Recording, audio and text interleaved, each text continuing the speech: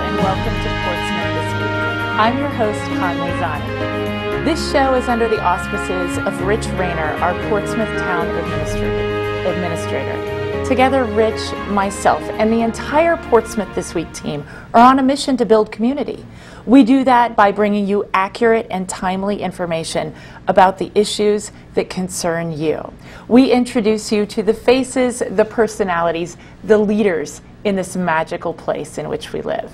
I'm honored today to have as our guest the chair of the Melville Park Committee, Stephen Luce. Stephen, welcome to the show. Thank you so much for having me, Conley. I'm really excited to hear about, I feel this is a little hidden gem kind of park, and I'm chagrined to even say that I have not been there, but after doing a little research, I have to go. It looks absolutely beautiful.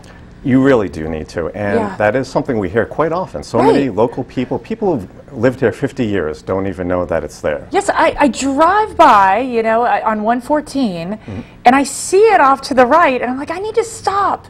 and it's huge.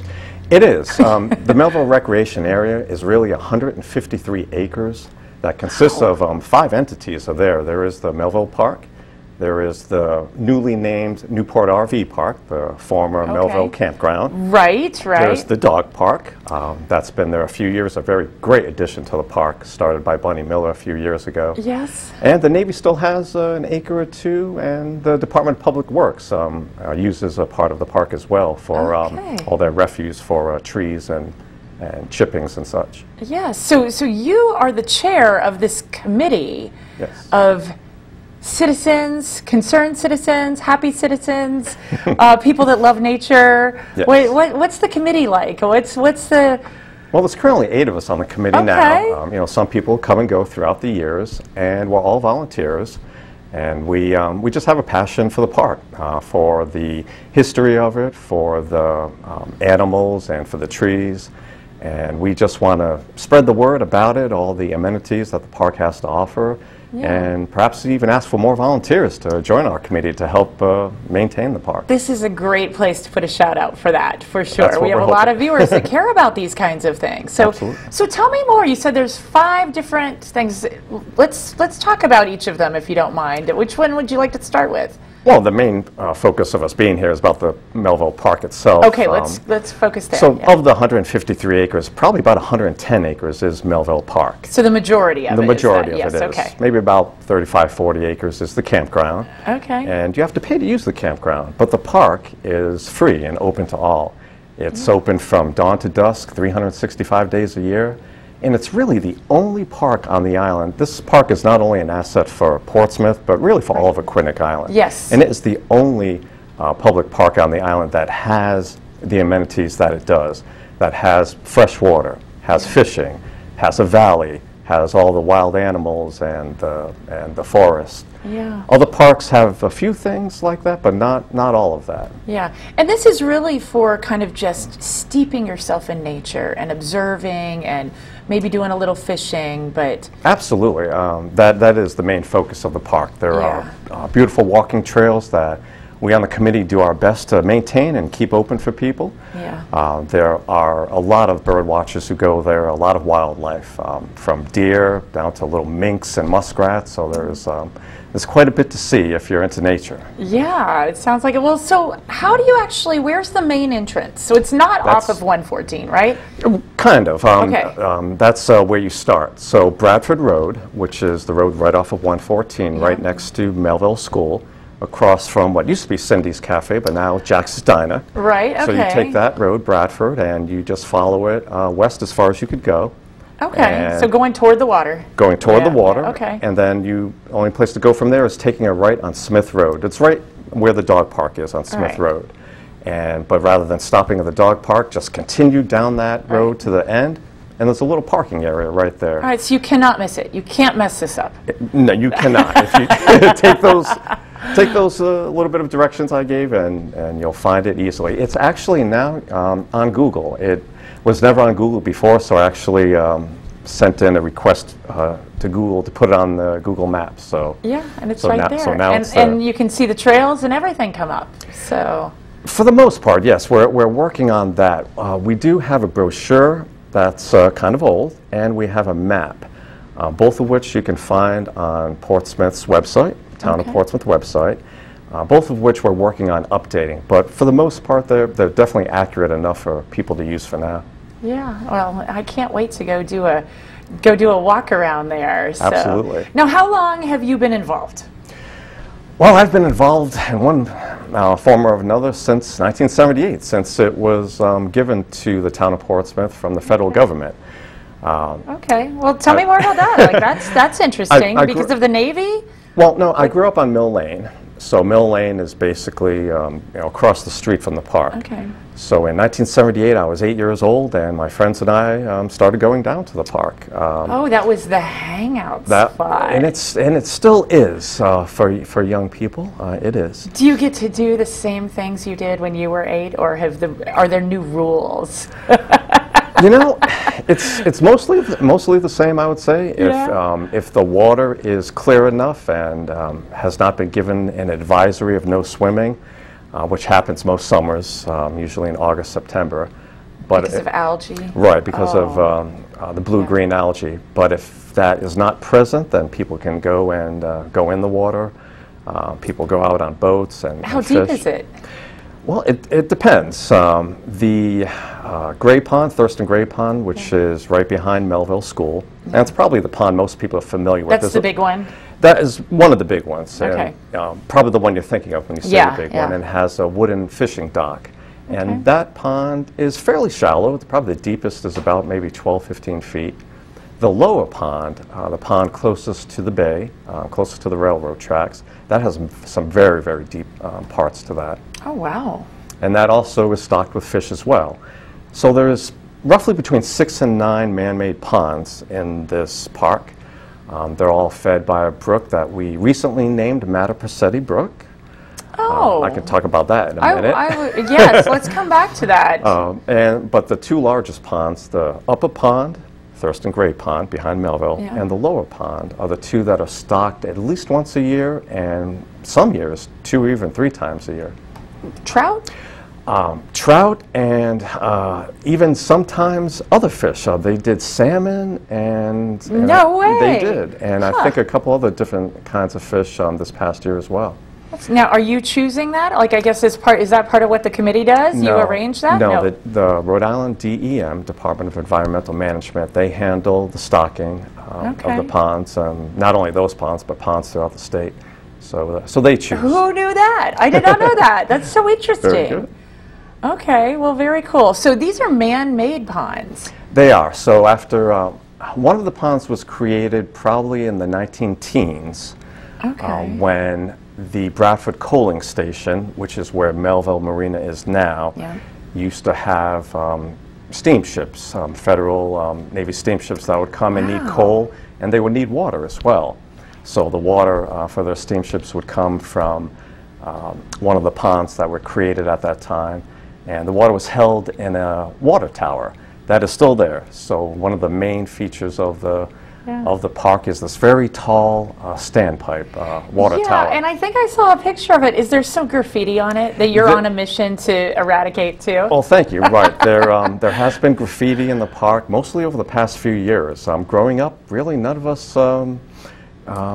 tagged anything back in the 80s and 90s, but graffiti has become a problem. You were being good kids. I don't know about that. Maybe we couldn't afford the spray paint. I don't know. But the past few years, there's definitely been a lot of graffiti, most of which I've removed, or our Department of Public Works has helped remove as well. They do a really great job to take care of that when it's beyond my ability. Yeah. So the one area that still has quite a bit is that water tower, the old rusting standpipe. Yeah. And whether we can get it blasted off or painted over, I'm really trying to see if there are artistic people, maybe high school students, who are willing to put a mural on that tower. What a great idea, right? I mean, it could really be almost a destination to go see that artwork, right? Exactly, absolutely.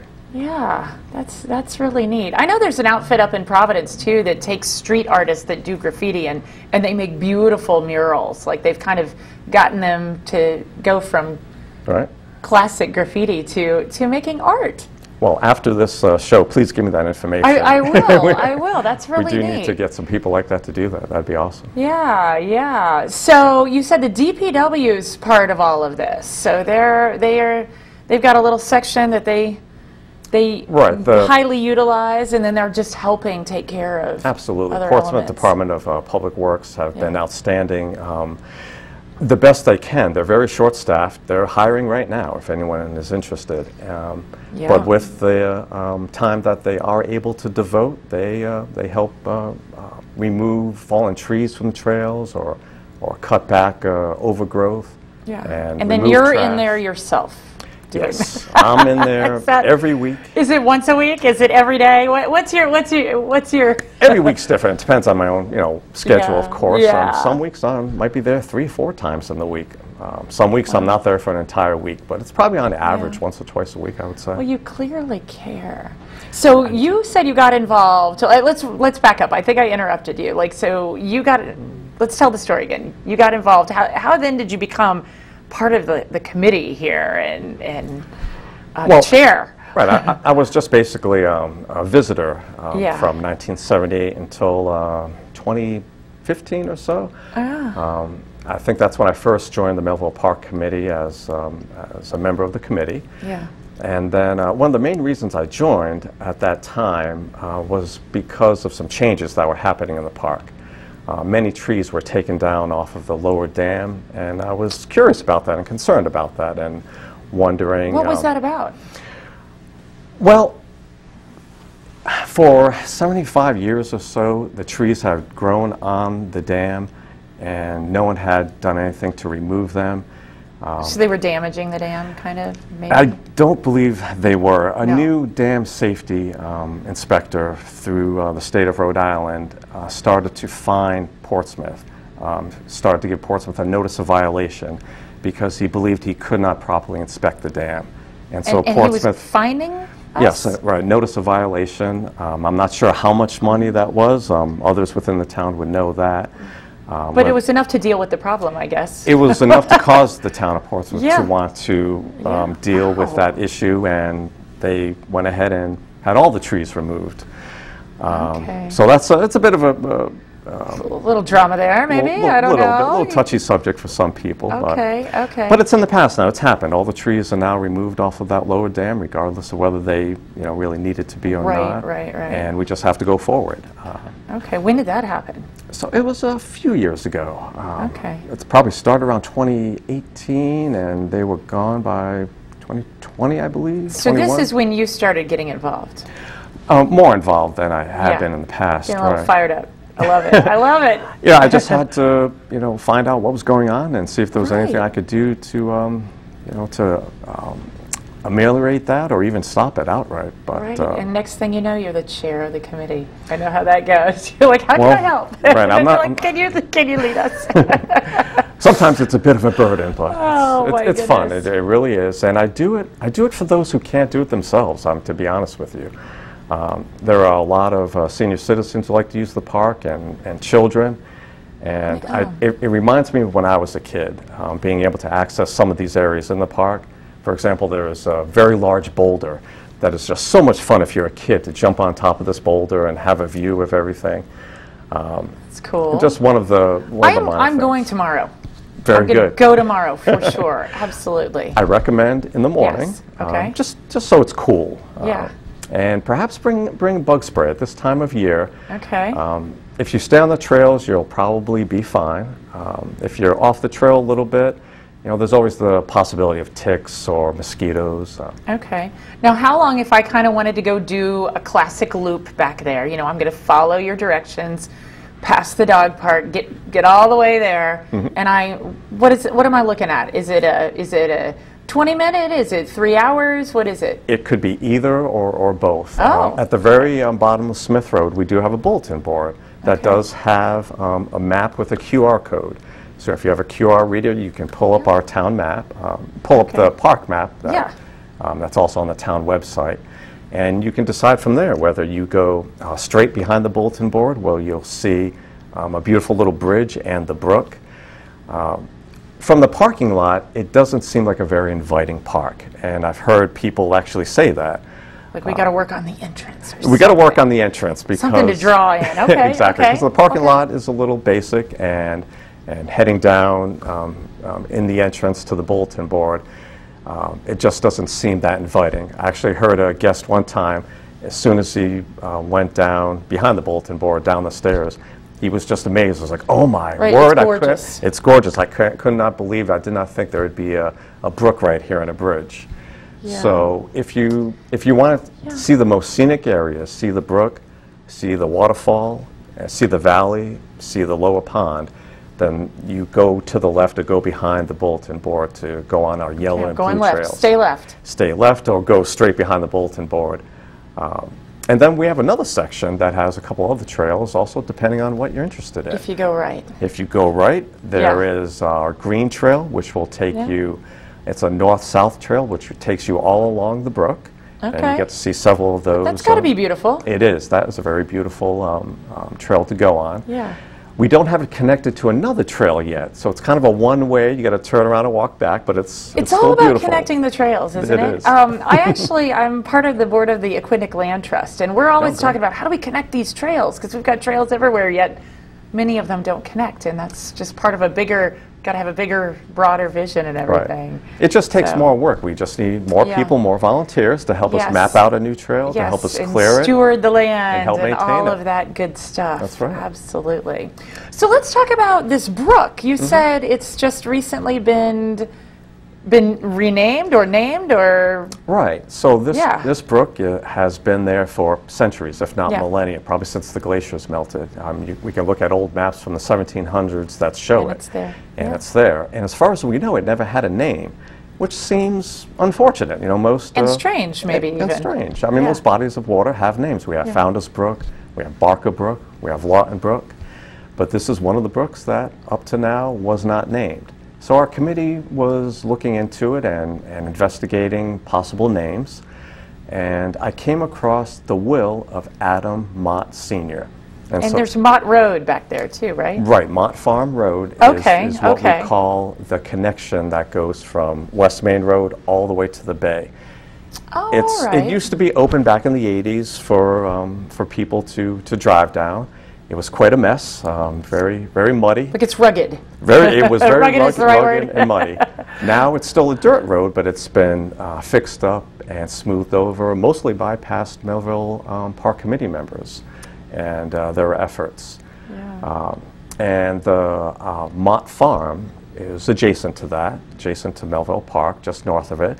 Where Public House is now, where that whole Kings Grant development is now, that was part of Mott Farm in addition to Melville Park. Okay. And this is a famous farm, right? It really is. It's really old or something. It was one of the longest standing farms in American history from that stayed in the same family.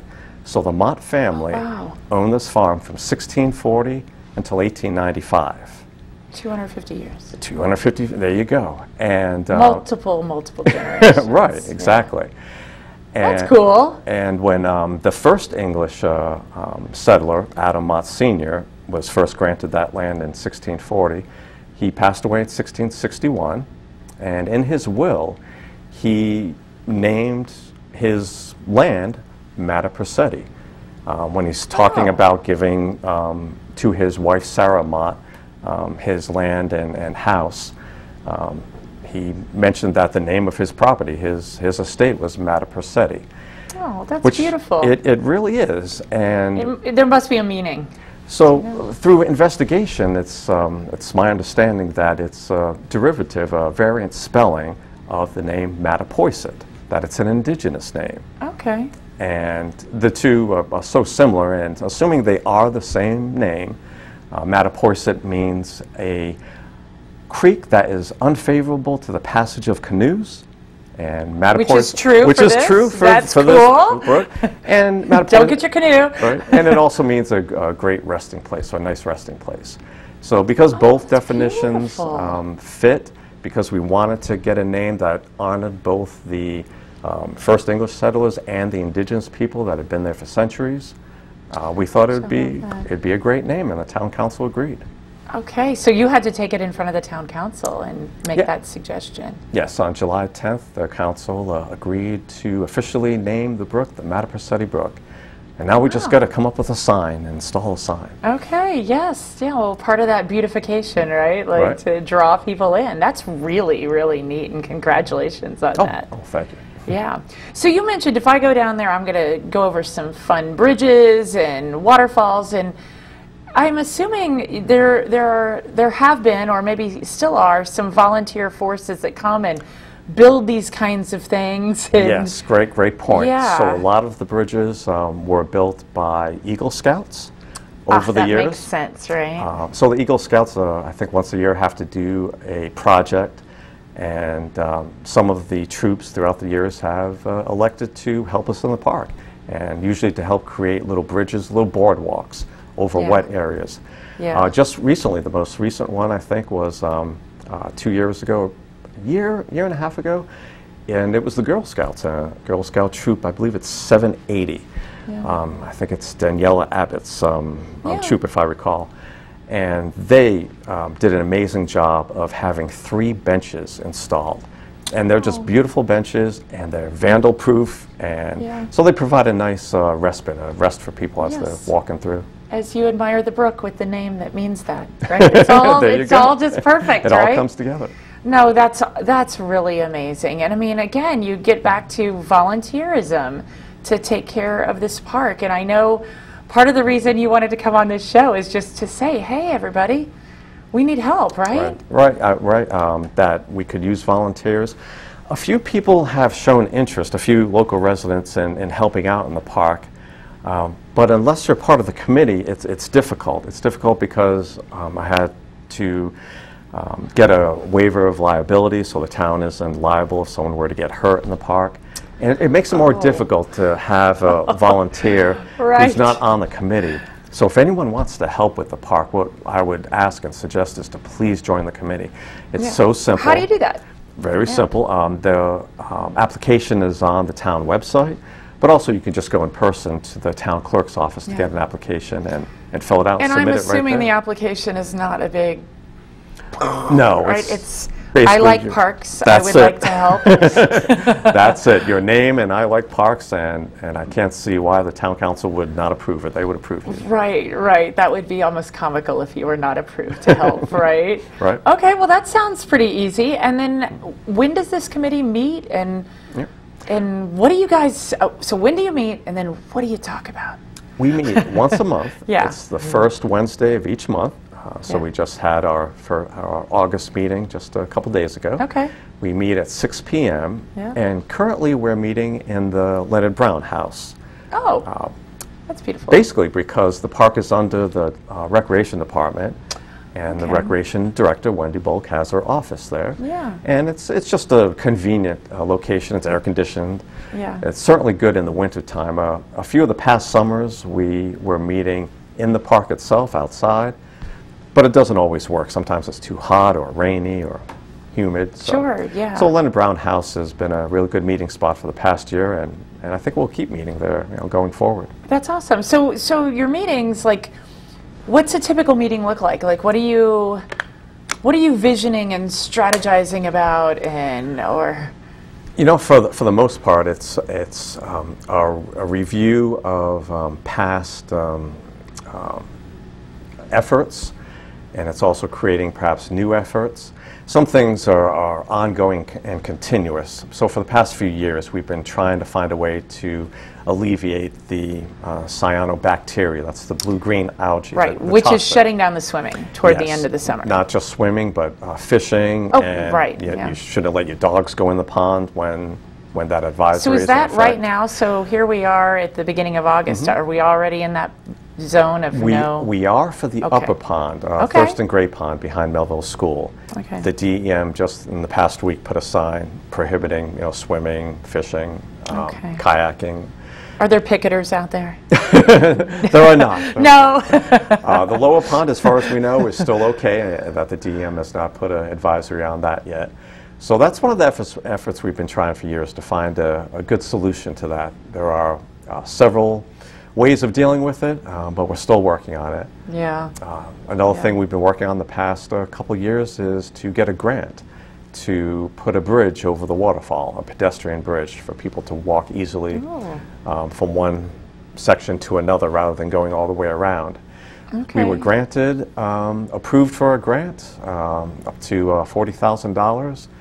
Wow, congratulations. Thank you. $32,000 would have been money granted, and $8,000 would have come from us. Okay, so that's a go. It is and it isn't. Okay. It is, but currently the estimate that we've received for a bridge is way too much. Is 3 times that amount. Isn't that insane? And so it doesn't look like we're going to be able to do it. Eagle Scouts, Eagle Scouts.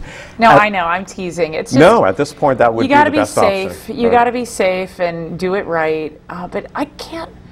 Everything's so expensive right now. Well, hopefully we can maybe put out some new a new RFP request for proposals. Maybe get some new bids and maybe find a company that can do it for less. How big of a? I guess since I haven't been there, and I'm sorry. Like, how big is this bridge we're talking about? The span is probably only about 25 feet or so, but the engineering company, Principe, believes that the bridge needs to be 40 feet to completely clear. To get safely. To be completely safe. In addition to that, one of the criteria for this grant was that it would be ADA accessible for at least outdoor wheelchairs. Yes.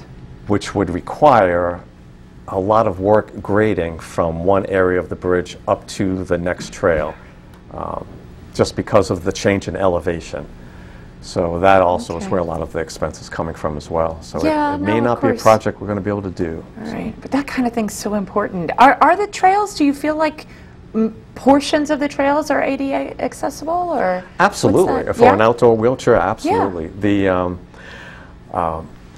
some of the trails are former roads. So when you get to the bottom of Smith Road, you're in the park, and you look left and right, the bulletin board's in front of you, you look left and right, that is an old road that the Navy created back in 1942. So it's easily... So it's very wide. Part of it is still paved. You can see the old pavement from 1942. Okay. And then when you hook around to the other side of the park, Mott Farm Road, which goes from West Main Road down to the bay, that also is very wide and accessible for an outdoor wheelchair. And 1 or 2 other sort of former roads as well. Okay. The interior trails, though, not so much, I would say. Okay. Well, listen, I see your vision, and you're going to get there. You're going to get there, I know. So thank you so much for being on the show. Well, thank you for having me. It really is wonderful to have people like you and the rest of the committee that care so much about that space and make this town just as magic as it can possibly be. Thank you for everything you do. Thank you, Conway. Yeah. My guest today has been Stephen Luce, the chair of the Melville Park Committee. We'll see you next time on Portsmouth This Week.